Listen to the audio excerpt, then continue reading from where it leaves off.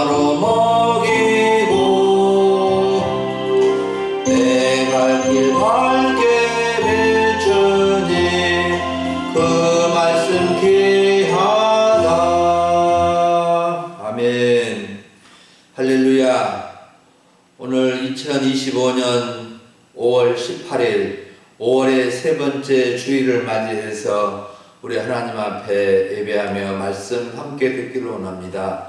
오늘 하나님의 말씀은 마가복음 6장 7절부터 13절을 본문으로 세상을 살리는 스승과 제자들이라는 제목으로 말씀을 나누고자 합니다. 사랑하는 여러분, 세상은 스승과 제자의 관계로 이루어진 사회라고 해도 과언이 아닐 것입니다. 대부분의 사람들은 학교를 가서 스승을 만나서 제자가 자동적으로 됩니다. 또 학교를 가지 못했던 시절에도 부모나 주변에 배움이 있는 분들이 일정한 부분 스승 역할을 해주는 경우도 있습니다. 각 나라마다 그 나라의 스승, 선생님이 있는데 우리나라에도 널리 알려진 선생님들이 여럿이 있습니다. 이 선생, 율곡 선생, 정약용 선생, 안창호 선생, 김구 선생, 김대중 선생, 김지하 선생 등 많은 분들이 있습니다. 김대중 전 대통령은 대통령이 되기 전에 또 김대중 선생이라고 많이 불렀는데 대통령이 되고 은퇴한 후에도 김대중 선생님이라는 호칭이 계속 부른 것은 나라의 선생으로서 존경할 만한 분이기 때문입니다. 여러분, 성경에도 이스라엘의 유명한 선생들이 구약에도 신약에도 많이 등장하는데 특히 제가 두 명을 이렇게 언급하고 싶은 분은 한밤에 예수님을 찾아왔던 니고데모 선생, 또 다른 한 명은 바울의 스승이었던 가말리엘 선생, 이 두 명은 예수님을 믿고 예수님의 제자로서 귀하게 쓰임받은 분들입니다. 여러분, 흔히 이스라엘과 우리나라의 공통점은 교육열이 높다고 하는데 교육의 내용이나 또 목적은 다소 차이가 많습니다. 이스라엘 유대인들은 토라와 탈무드를 어릴 때부터 달달 외울 정도로 교육을 시키는데 토라가 무엇입니까? 창세기, 출애굽기, 레위기, 민수기, 신명기, 이 모세오경을 토라라고 부르고 또 탈무드는 이 5천년 동안 이스라엘의 선생님들의 중요한 대화가 담겨진 책입니다. 이 토라와 탈무드를 어릴 때부터 교육을 해서 참된 지혜자로 이렇게 양육하고 세우는 것이 이스라엘의 전통이고 사회인 것입니다. 이러한 교육으로 유대인들은 전 세계 인구의 0.2% 정도밖에 안 되지만 노벨 수상자의 3분의 1을 차지할 정도로 세계적인 인물, 세계적인 제자들을 배출하였고 이 노벨상, 노벨의학상 53명, 물리학상 53명, 화학상 36명, 경제학상 31명, 문학상 15명, 평화상 5명, 총 200명의 노벨상을 받았습니다. 우리나라는 2개의 노벨상을 받았는데 김대중 전 대통령이 평화상을 받았고 작년에 문학작가 한강이 노벨상을 받았죠. 오늘 우리는 세상을 살리는 스승과 제자들이라는 제목으로 말씀을 들으면서 우리가 예수님을 믿고 예수님의 스승이 된다는 것이 얼마나 중요하고 또 예수님의 제자로서 어떤 일을 하는 사람이기에 세상을 살리는 역할을 하는지 또 예수님의 제자로서 살아갈 때 어떤 마음과 각오를 가져야 하는지를 배우고자 합니다. 첫 번째로 살펴볼 점은 스승과 제자의 중요성입니다. 예수님은 모든 촌과 마을을 두루 다니면서 가르치시는 중에 특별히 12제자를 부르시고 둘씩 6팀을 짜서 여러 촌과 집으로 보내신 것을 알 수 있습니다. 예수님이 제자들을 부르시고 보내신 것은 아주 중요하고 깊은 뜻이 담겨져 있습니다. 예수님이 스승으로서 선생으로서 제자들을 부르신 것은 현실적으로는 수많은 무리들이 몰려와서 다 돌볼 수 없기 때문이었고, 또 장래에는 자신이 없는 가운데서도 자신을 대신해서 제자들이 그 일을 하도록 하기 위함이었습니다. 특히 둘씩 보내신 것은 증인의 숫자로 보내신 것이며 서로 격려하면서 힘을 합쳐서 그 일을 하라는 뜻이 있습니다. 여러분, 예수님은 가는 곳마다 인기가 대단하셨는데 사람들은 예수님의 가르침에 감동을 받았고 또 예수님의 사랑에 놀랐고 예수님의 병 고쳐줌에 놀랐습니다.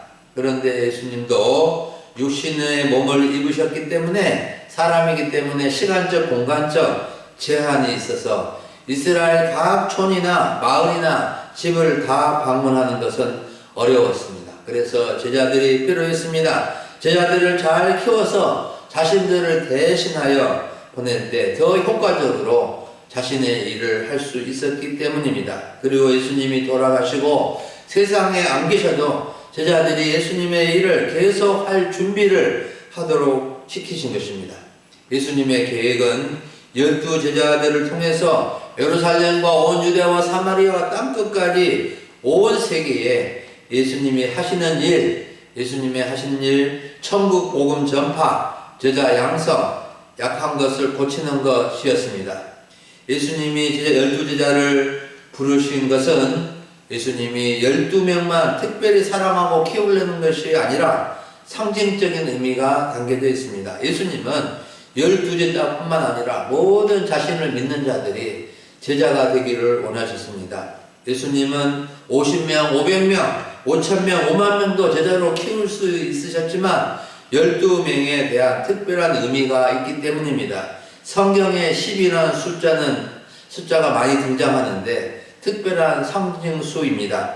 12지파, 12제자, 24장로, 14만 4천 명 등에도 12의 의미가 담겨져 있습니다. 12는 3 곱하기 4이고 24는 12 더하기 12이고 14만 4천 명은 12 곱하기 1000입니다. 이런 숫자 3과 4, 12는 완전수, 온전체를 의미하고 1000은 가득함, 충만함을 상징합니다.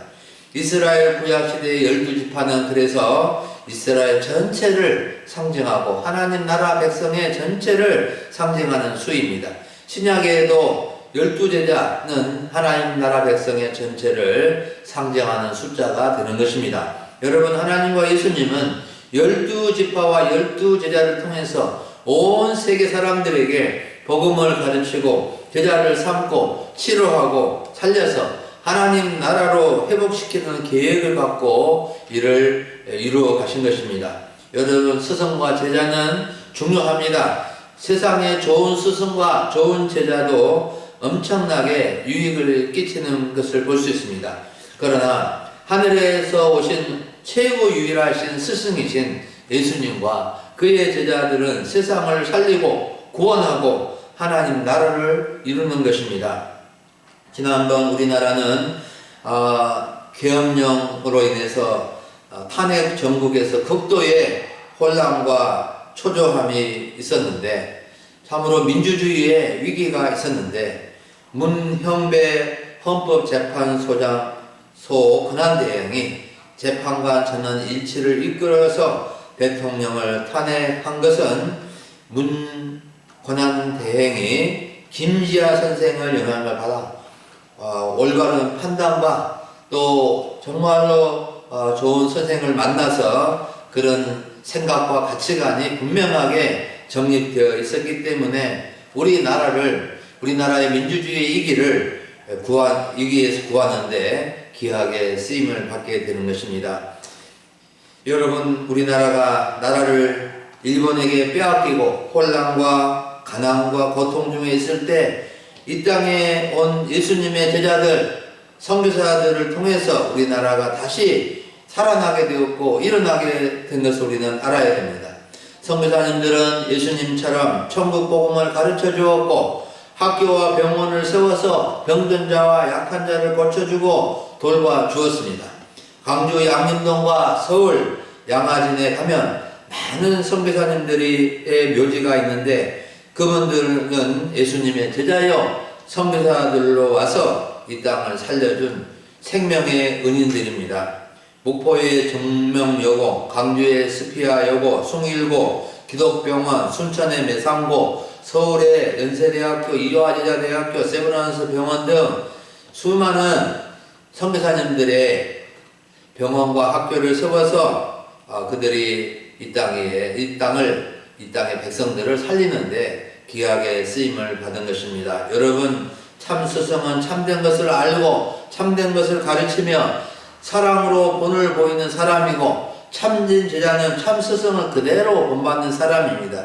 우리는 참 스승이신 제자들의 제자, 제자들의 제자, 또 제자들의 제자로 이어져서 성도가 되고 제자가 된 사람들인 것을 알아야 되고 우리도 제자로서 살아가야 됩니다. 예수님은 분명하게 선생과 구주이신 것을 말씀해 주셨는데 너희가 나를 주와 선생으로 내가 주와 선생이 되어 너희 발을 씻겼으니 너희도 서로 발을 씻기는 것이 옳으니라고 주님은 말씀해 주셨습니다.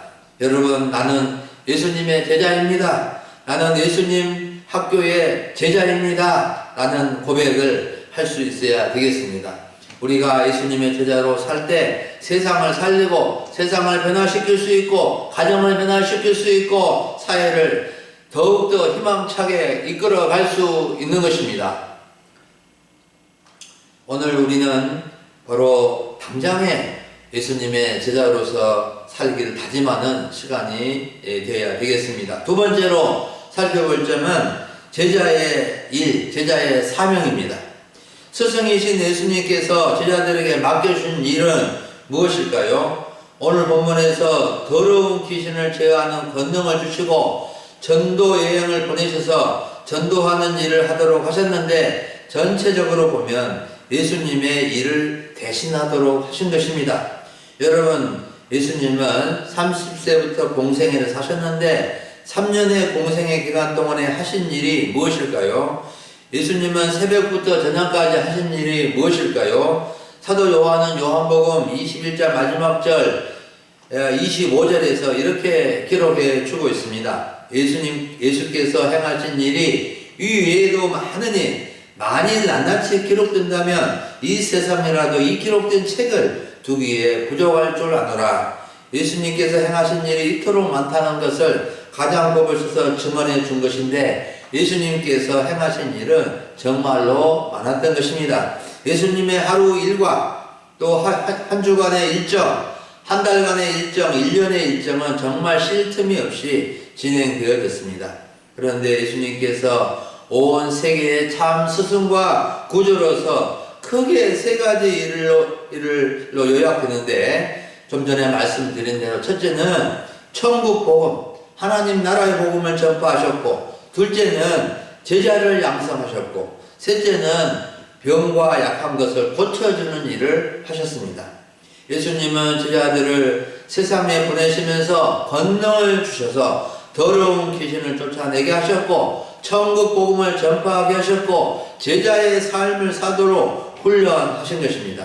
예수님은 이 세 가지 일을 통해서 세상을 살리고 세상을 변화시키고 하나님 나라가 확장되도록 하신 것입니다. 제자들은 예수님께서 주신 사명을 그대로 감당하여 회개하라고 전파하였고 천국 복음을 전파하였고 많은 귀신들을 쫓아내며 병든 자를 고쳐주신 일을 감당을 했습니다. 여러분, 이 세상의 모든 세계에 정말 필요한 것은 무엇일까요? 예수님이 필요하고 예수님께서 하신 일이 이루어지는 것이 필요하고 세상이 살아나고 변화되는 것입니다. 온 세상에 예수님이 필요하다는 것은 옛날이나 오늘이나 미래에나 예수님께서 전하셨던 복음, 예수님이 양성하셨던 제자 훈련, 예수님께서 하셨던 병든 자와 약한 것을 고쳐주고 회복시키는 일입니다. 여러분, 세상을 살리고 새롭게 하고 변화되고 더 발전하고 좋아지는 길은 복음입니다. 제자들입니다.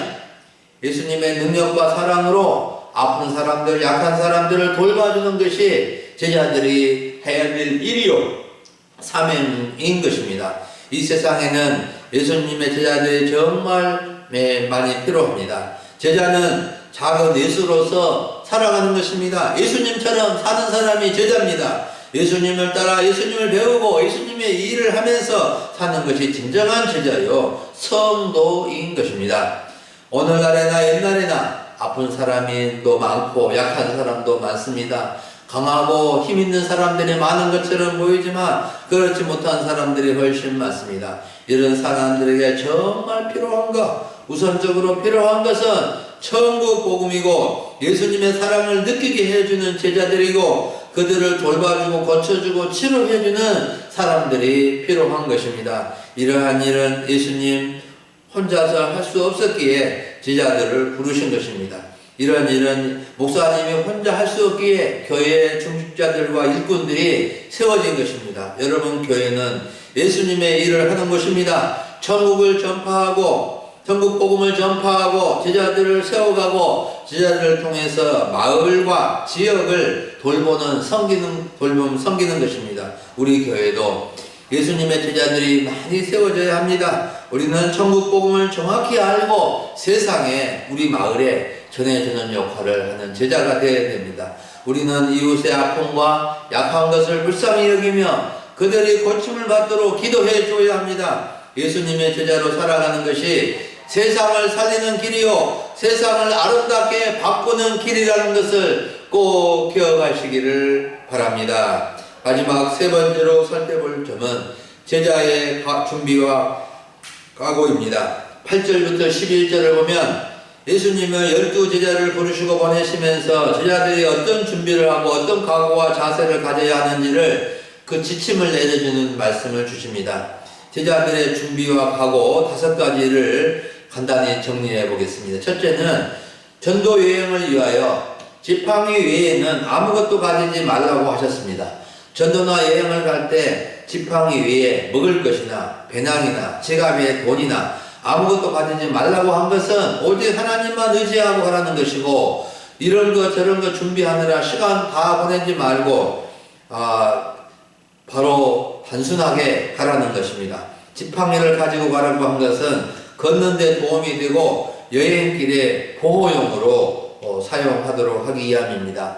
우리가 좀 먼 곳으로 전도하러 갈 때에 준비하는 것들이 많게 되면은 준비하느라 시간 다 보내고 없다고 포기할 수 있기 때문에 최소한 간단히 준비해서 가는 것이 전도인 것입니다. 둘째는 신만 신고 2벌 옷도 입지 말라고 하셨습니다. 이것은 위의 맥락과 같은 것인데, 여벌의 옷도 가지지 말고 간단히 신만 신고 지금 입고 있는 그대로 가라는 것입니다. 전도하러 가면서 이것저것 꾸미다 보면 또 가버리게 되고 시간 다 버리게 되고 성질이 급한 사람들은 불평하고 못 가겠다는 사태도 벌어질 수 있을 것입니다. 세 번째는 누구의 집에 들어가면 그곳을 떠나기까지 거기 유하라고 하셨습니다. 전도여행을 가서 누구 집에 거처를 정하였으면 그 지역을 떠나기까지 그 집에 머물라는 것인데, 이렇게 하라고 하신 것은 거처하는 집과 깊은 관계성을 맺으라는 뜻도 있고, 이 집 저 집 폐를 끼치지 말라는 뜻도 있고, 이 집 저 집 가서 대접받으려고 하지 말라는 뜻도 담겨져 있습니다. 네 번째는 영접하지 않고 거절하면 나오면서 발에 먼지를 떨어버리라고 하셨습니다. 원래 발에 먼지를 떨어버리는 간섭은 경건한 유대인들이 이방 땅을 밟거나 여행을 하고 돌아올 때 이방 땅의 먼지를 모두 떨어버리는 관례가 있었는데, 예수님은 복음을 배척하는 사람들에 대해서 미련을 갖지 말고 담대한 마음을 가지라는 의미로 말씀하신 것입니다. 이 말씀을 겉으로 보면 발 아래 먼지를 떨어버리는 것은 감정적이고 보복성이 있어 보이지만 영접하지 않고 냉정하게 거절한다고 해서 상처를 받지 말고 또 다른 집에 가서 열심히 전도를 하라는, 각오를 하라는 것입니다. 여러분, 예수님의 제자로 산다는 것은 너무나 중요하고 귀한 일이지만 결코 쉬운 일이 아니라는 것입니다. 예수님의 제자들이 천국 복음을 전해주고 귀신들을 쫓아내주고 약한 것을 고쳐주고 돌봐주는 일이고 세상 사람들을 살리는 거 귀한 일이지만 마음의 준비 없이는 상처받을 수 있고 낙담할 수 있고 할 수 없을 수도 있기 때문에 이런 준비와 각오가 필요한 것입니다. 우리가 예수님을 믿는 성도로서 제대로 살아갈 때도 마찬가지입니다. 너무 많이 생각하고 고민하면 믿음 생활하기가 어렵습니다. 이것저것 따지다 보면 교회에 나오는 것조차 어려운 것입니다. 맡길 것은 맡기고 최소한 단순한 마음을 먹고 나와야 성도의 길을 갈 수 있는 것입니다. 신앙의 길은 복잡한 것이 아닙니다. 단순히 믿고 주님을 신뢰하고 따르면 되는 것입니다. 전도하는 일도 그때그때 해야지 언제 날 잡아서 하면 하지 못하게 되고 시간 다 지나고 마는 것입니다. 때를 얻든지 못 얻든지 지금이 기회라고 여기고 주저함 없이 할 수 있어야 되는 것입니다. 사랑하는 여러분, 오늘 오전에 우리는 세상을 살리는 스승과 제자들이라는 주제로 말씀을 들었습니다. 우리는 스승과 제자의 중요성을 깊이 알아야 됩니다. 우리는 우리의 구주시오 인류의 스승이신 예수님의 제자인 것을 알고 제자의 삶을 살아가야 합니다. 예수님은 3년간의 공생애를 통해서 이스라엘 땅을 살리셨고 제자들을 직접 키우셨습니다. 그리고 예수님은 12제자를 부르셔서 좋은 제자로 키우시고 보내셔서 자신의 일을 하게 하신 것입니다.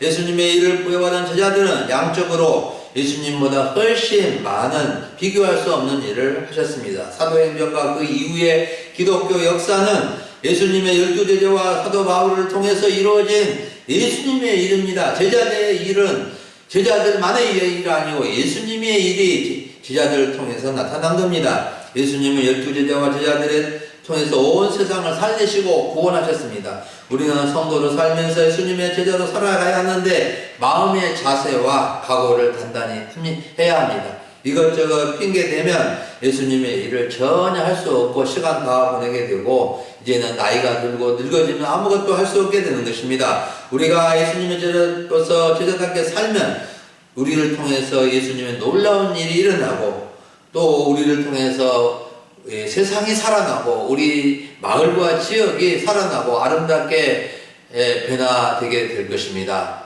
이러한 주님의 일들을 우리 교회가 우리들이 감당하면서 하나님 나라를 세우고 하나님 나라를 확장하고 나갈 수 있어야 되겠습니다. 기도하겠습니다. 하나님 아버지 감사합니다.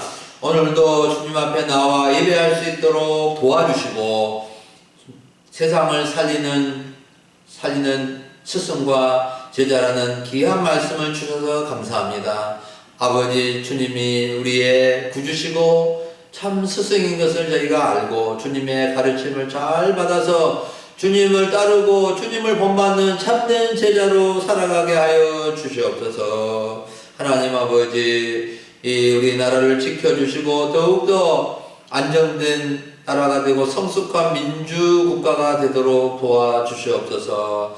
하나님 아버지 오늘 5.18 민주화운동 기념일인데 주여 이 땅에 참으로 민주화가 더 성숙되어지고 하나님 아버지 혼란이 없고 국민이 주인되고 나라를 정말로 사랑하는 분들이 올바르게 세워져 가도록 도와주시고 참 나라의 스승들이 세워지고 참 제자들이 잘 따라서 아버지 건강한 사회가 되고 건강한 나라가 되고 우리 하나님 기뻐하시는 나라가 되도록 도와주옵소서. 감사를 드리옵고 우리 주 예수님의 이름으로 기도합니다. 아멘.